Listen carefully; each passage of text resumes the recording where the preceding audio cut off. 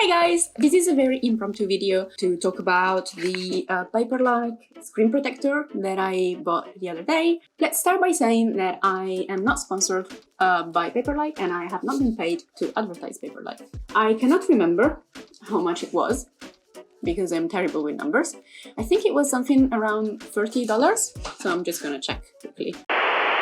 It costed 34 euros, which is not an excessive price, I feel, for a screen protector. Before buying this one, I used to have a Tech Armor glass screen protector for the iPad, and that was about 15 euros. So considering this is 34 and the 15 euros one, it's a one screen pack. It's basically the same price. The Tech Armor one, it's got like a glassy feeling and it's super resistant, like it's incredibly resistant. So if you like the glassy feeling while drawing, by all means go for the Tech Armor ones. I can vouch for it, it's really good. But I wanted to try a different feel.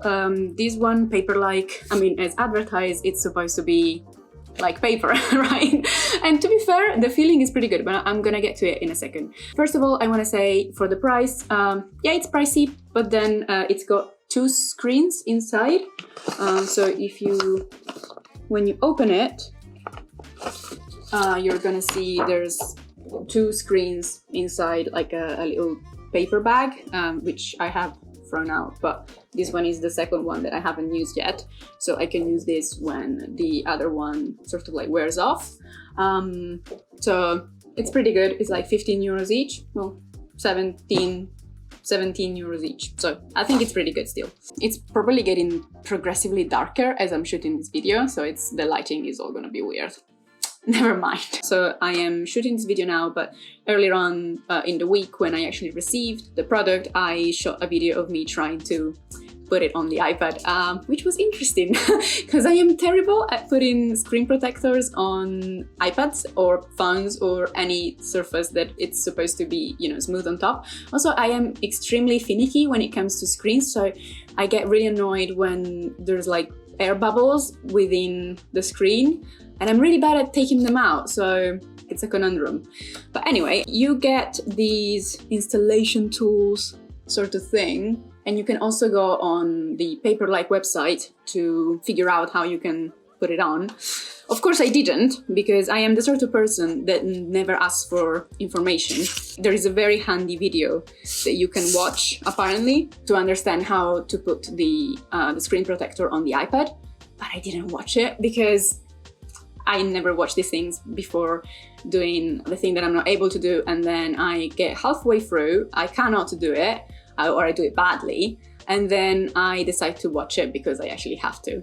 So this is exactly what happened. So I put this on the iPad. So as you can see here, there's a number 1, which is the side that you need to peel off first, and a number 2, if you can read it, which is the side that you have to peel off second. And so basically you place the sheet flat on the iPad with number 1 upside down and number 2 facing up, and then you have to place these little red side thingies on the side of the iPad, kind of like taping the screen protector to the side of the iPad, and then you just peel off, like you open the screen protector kind of like a book, it says on the website, and then you just peel off the interior part and you place it down, and then with a card, like a supermarket card or whatever, you just sort of like slowly try to lead all of the bubbles away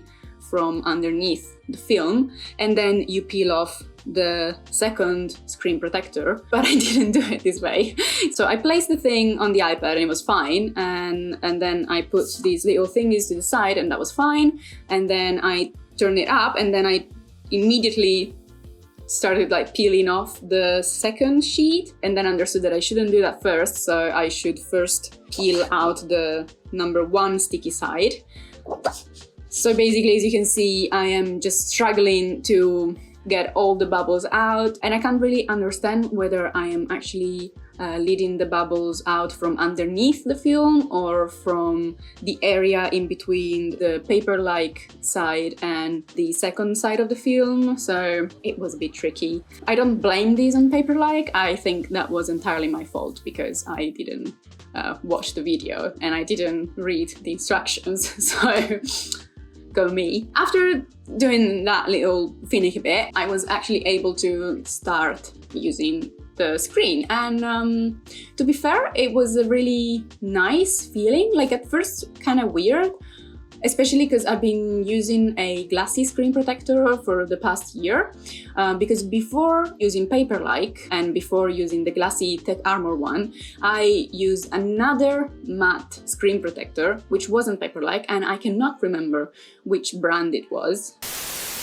I really cannot. But that one was kind of crap. The quality of the screen, like the quality of the Retina screen, was lowered by the use of the matte screen protector quite a lot. So it came down to like not even HD, I think, because the screen protector had like a grain, like a little filmy grain that made all the colors look weird, and the lines kind of look weird too. And also, the more I used it, it got like progressively more and more scratched. Like I could easily see the signs of where I've been drawing the most. When the screen is off completely black, you can easily see what remains on the film protector. So for example, this is my iPad. If you look here,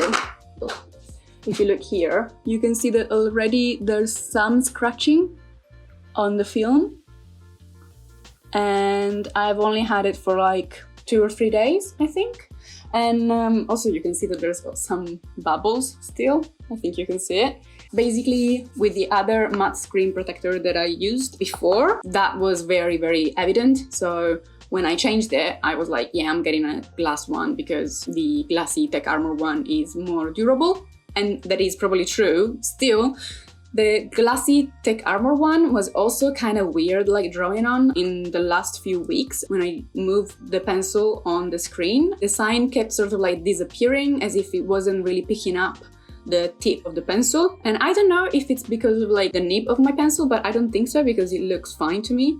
Like it's not worn out or anything. And also it was getting kind of oily and a bit too sleek, so I decided to move to the matte screen protector, you know, the Paperlike one that I'm trying now. So the feeling, just in terms of like drawing sensation, at first it was really weird, and I had to get used to it again. Actually, it is a lot more satisfying, I think, like a little more rewarding, because you do feel more resistance when you draw, and this I think helps you controlling your hand better. When you draw a line, when you trace a long line, you feel resistance, so you feel like physically, like you feel like you're more in control of what you're drawing, which I like. Also, it's as if the iPad is picking up the actual sign of the pencil like a little bit smaller, as if like it's not extending on the rest of the canvas, if it makes sense. So yeah, so that was also nice. So yeah, overall, I feel like if you are used to a traditional media, or if you are used to pressing down a lot when you draw, I feel like you will enjoy Paperlike. While if you prefer to have a smoother experience when you draw, and like a more sort of like flowy line, then probably a glass protector would be better for you. I guess that's my opinion. If you need a video to place a screen protector, I feel like maybe that's too hard.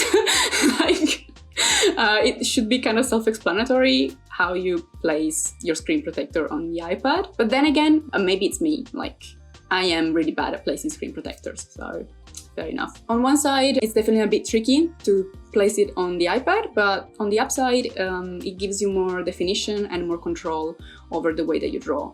So it's a plus for me. I've received some of your opinions through my DMs. Some of you guys said that your nib of the pencil was actually getting quite worn out by using Paperlike, probably because of the rougher sort of grain of the screen. I don't know if that's gonna happen, so I'm gonna keep an eye on my nib and let you know if that happens. That would be problematic because anything Apple costs like a fortune, so if I have to change the nib because the screen protector has worn it out, then that would be a huge problem. So I really hope it doesn't happen. Overall, I think for the price that you're paying, it's fair enough. Like most other screen protectors that are worth buying are in that price range. So that's what I thought about Paperlike.